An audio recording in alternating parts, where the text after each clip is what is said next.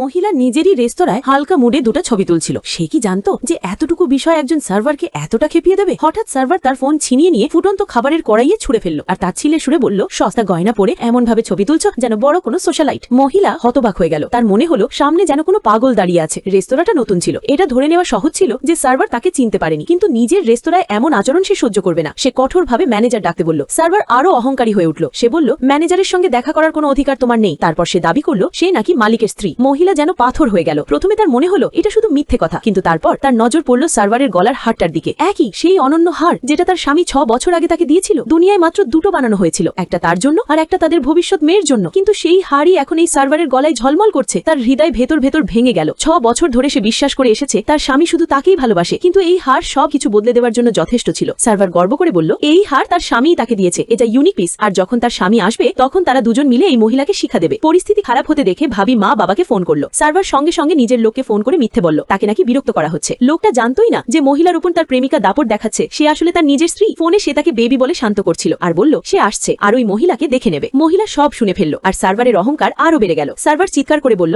এখনই হাঁটু গেড়ে ক্ষমা চাও, নইলে এখান থেকে বেরোতে পারবে না। ভাইজি ভয়ে কেঁপে উঠল। সার্ভার অবজ্ঞা সুরে তাকে ধমক দিল। তারপর তো শিশুটার গায়ে হাত তুলতে এগিয়ে গেল। মহিলা ঝাঁপিয়ে পড়ে তার আঙুল ধরে ফেলল, প্রায় মুচড়েই দিয়েই ফেলেছিল। সার্ভার ক্ষিপ্ত হয়ে উঠল। সে হুমকি দিল, আমার গায়ে হাত তুলেছ, মরতে চাও নাকি? আমি মালিকের স্ত্রী। মহিলার রাগে তাকে জোরে ধাক্কা দিল।